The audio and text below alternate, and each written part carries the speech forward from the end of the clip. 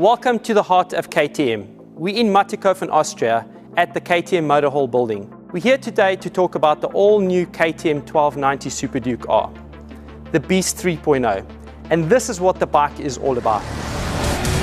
This bike is an absolute torque beast. It produces massive amounts of torque from low down in the RPM throughout the entire rev range, making it an amazing bike to ride on both track and street.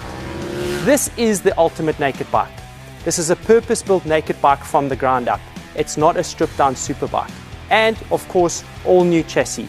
Visually, you can see many changes to the new Super Duke.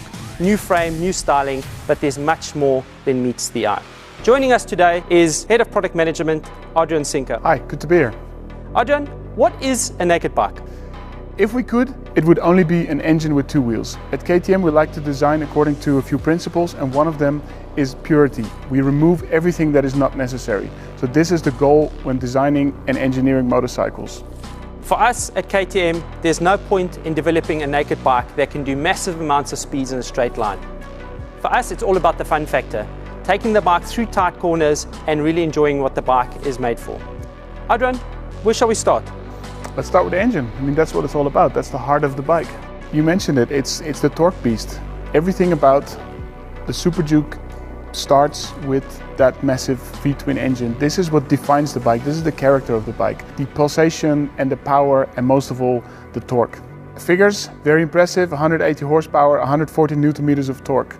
But it's not about the peak figures, because you can design an engine just to deliver a peak figure and really not perform very well everywhere else. Our focus was to make a very performing engine that delivers that torque and that power when you need it. If you look at the graph, you can see that we already developed well over 100 Newton meters of torque at 3000 RPM. And we pull all the way through to the red line. So this makes the bike super rideable, and it gives you a big advantage on the street and on the track. Adrian, you spent a lot of time riding the all-new Beast on the street. How do these figures translate into street riding? What I really like and what I really enjoy about the Super Duke and about this engine in particular is that it gives me the flexibility to ride. I don't have to be in exactly the right gear at exactly the right RPM to overtake. I'm free to ride how I want, when I want. It's a street, so there's always going to be traffic. So I'll be sitting behind the car and I have to overtake in a short time, and I have the flexibility, I have the torque. I can open up and just overtake the car. And if I want to exit a corner, I have the torque, and it's just that excitement. I can't always ride full speed on the street because it's not safe, it's not what it's about, but I can just have fun. I spent a lot of time on this new bike on the racetrack, and again for me it was a bit of a learning curve. The first couple of sessions out, I did what everyone would expect, is to go down to second gear for the really tight corners. But because of the massive amount of torque, I quickly realized as the sessions progressed that third gear would probably be the better gear. And the benefit there for me was really one less downshift going into the corner, and obviously use the torque to drive it out the corner, and again one less upshift coming out of the corner. So real benefit using the torque on both track and street. Big changes on the bike. There was a goal on weight saving. 15% on every part. Of course, it's not possible with every single part, but in the end, the goal was if we slice 15% off every part, the whole bike will become much lighter. So if we start with the heart of the engine, one of the parts that we looked at weight saving was the engine casings. We shaved off on the inside of the engine casings unnecessary aluminium. This saved about 800 grams. And another big change is the change of the pivot point in the engine. It's 5 millimeters, but this has made a big change in how the motorcycle behaves in the end. One of the big changes on this bike is the new airbox. So let's have a look at that. We've increased the volume by 2.8 litres, so overall 10 litres of airbox size, but there's quite a lot of detail in this and just the airbox. One thing that's very obvious when looking at the bike is that the air intake is now in the middle of the LED headlight. This does two things. First of all, it combines two functions, something we like to do at KTM. So the incoming air also cools the LED elements. The second thing is by having the airbox, the air intake centralized, it gives us almost a ram air function. If you have the air intakes on the side, the air can rush past and not all the air makes it into the airbox. Now it's in the middle, so you're always having the optimum air pressure inside the airbox. On top of that, we've now got the top feeder injectors inside the airbox, which allow the fuel air more time to mix, so we have an optimal fuel mixture inside the combustion chamber. Which is also why we have the very nice smooth power and torque curve. Let's move it on from here. As we said, The bike needs to breathe like a beast, and I think we've achieved that with the bigger airbox. It also needs to growl like a beast. So big change just on the manifolds and on the exhaust system itself. We've increased the diameters, 54mm on the front header pipes and 60mm at the back header pipe. But we've also included some hardware because the all-new Super Duke is Euro 5 ready. What does that mean, Adrian? It means that all the hardware needed for the next step of homologation in Europe is already on board. So we added the second catalyzer, and of course this adds weight. So our goal of reducing weight was very challenging on the exhaust side, but we still managed to reduce the weight of the exhaust even with the additional hardware. So this is a very impressive feat by our engineers. So total weight saving on the exhaust pipe of 1 kilogram, although we still added more hardware to the bike. We've introduced a new sensor in the bike, a 16 lean angle sensor. Just explain to us what's the benefit of having the sensor. KTM was the first company to have cornering ABS. Of course, we haven't stopped since we introduced it, so we're continually developing our ABS and our traction control systems. On the Super Duke now, we have what is called a 6D lean angle sensor. So what it does, it doesn't just measure side to side, front to back movement, but it also measures the yaw rate of the bike. And this allows us to control in much finer increments the way the traction control and the way the ABS functions. But you don't have to take my word for it, because we've taken our tame racing rider, ex-GP racer Jeremy McWilliams, asked him a couple of questions about is he happy with the final result and what are in his opinion the big changes to the bike.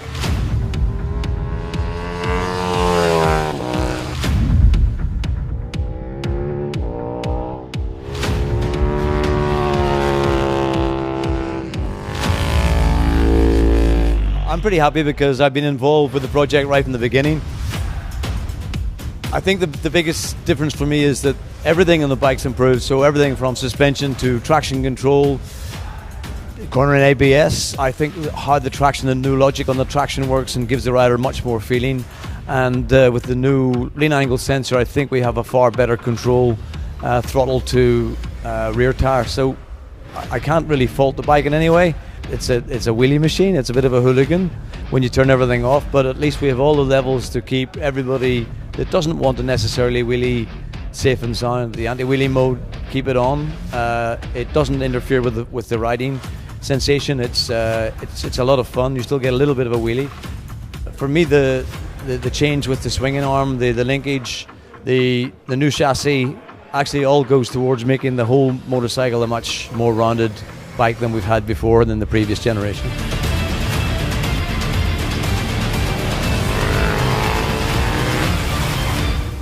Always improving on our ABS, and one of the things that we improved on was the feeling between the rider and the ABS system. Especially for me, Supermoto ABS was an eye-opener on the racetrack.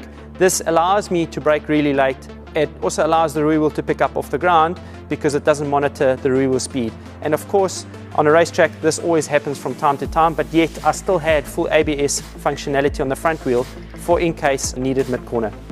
Big talking point for us, obviously, is, as I mentioned, the new chassis. Frame is 3 times stiffer. We've achieved this partly by integrating the engine as a load-bearing part of the frame. Generally speaking, stiff chassis is associated with racetrack performance. But for us, since this is a street bike, it was super important to make sure that we kept this street riding character, that you have the flexibility to feel what the bike is doing on the street and to keep the control that you have on the street. I have to ask, is this an RC8 frame? No, it's not. In essence, there are some visual similarities to an RC8 frame, but it's a completely newly designed frame for the Super Duke. Of course, for us, another key update is moving from direct mount rear shock to the linkage at the rear. And this, again, combination between frame and rear shock really starts transforming this bike into an amazing machine. The shock is now connected to the swing arm with a linkage system. This allows us a lot more tuning on the progressivity on the suspension. It also allowed us to use a lighter weight spring because the spring rate is not so high as it would have to be on a direct mount, and it just gave the team a lot more possibilities to play around with different settings on the bike.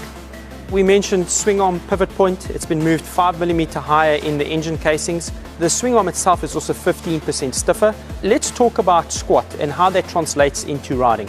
A lot of effort was made into reducing the squat on the Super Duke. What squat means is that if I accelerate, the bike tries to pull the swing arm up, the whole bike squats down in the suspension, and in an extreme case this means that the front wheel can get light and I don't have the feeling that I want from the front wheel. So big focus of the team was to try and keep the drive out of corners, and this is done by increasing the angle of the swing arm so it's more in line with the driving force of the chain to give you more forward drive and less squat into the suspension.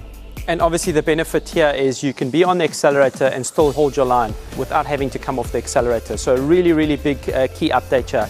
As we mentioned, a lot of changes on the bike. In total, 90% of the bike is new. So again, let's look at another change on the bike. It might seem quite small, but on the triple clamps itself, we've made quite a big improvement as well, saving 230 grams. And this was achieved by changing. The steering tube is now an aluminium part. It used to be steel and now it's aluminium. We have also changed the offset slightly, so it's now 32 millimeters instead of 29 millimeters, again adding to the characteristics of the bike.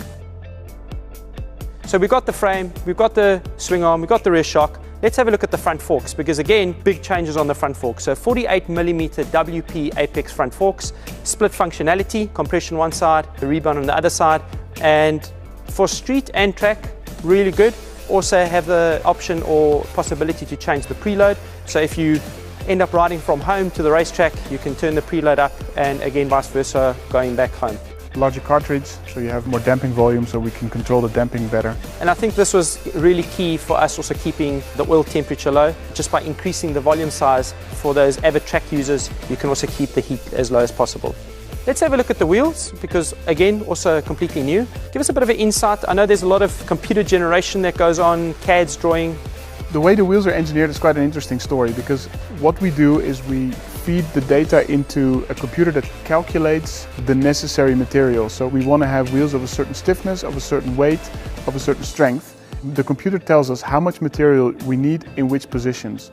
Once this is done, that's when the designers can use those components and those spaces to design the wheel around. So it's not a question of we design a nice looking wheel and then make it strong enough. First we look at exactly how light it can be for how strong it has to be, and then we design it. Let's talk about the subframe. This is something that really excited you. Yeah, exactly. I mean, a subframe is not one of the first highlights you talk about when you talk about a new motorcycle. In the case of the Super Duke, what we've done is really interesting. The first part of the subframe is cast aluminium. The second part, where the passenger could sit, is a carbon composite part. So it's not a plastic cover over a subframe. This is the actual subframe, what you see. So super exciting technology, and helped us save a lot of weight off the entire motorcycle. So total weight saving on the subframe, 1.2 kilograms. All additional parts that need to be mounted to the motorcycle, like the number plate or the passenger foot pegs, mount directly to this carbon composite. There's no additional brackets needed, and I really like that. Adrian, our bike is starting to finally look like the complete package. Let's add some of the ergonomics and finish off this beautiful motorcycle. Position-wise, we wanted to keep the characteristics of the Super Duke. Comfortable bike to ride, really upright. This motorcycle we have here today is dressed full in power parts, which is obviously available through your nearest dealer. But standard fitting is a lot of possibilities. I mean, we spoke about bar position. Obviously, something that I really like is foot peg position can be altered on the standard foot pegs. And for me that like to go to the track, you can also shift the gear selector from normal shift to race pattern by simply moving a bolt. No additional shafts or bits needed to do that. I mean, the presentation today is a bit on the short side, so we can't touch every single part of the bike as much as we like to. We could talk here the whole day.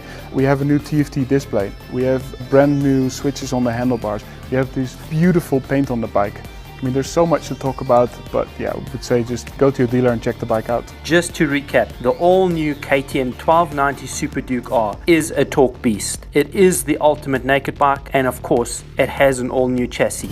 We suggest that you get to your nearest authorized KTM dealer to test ride the new beast, or visit our website to book a test ride.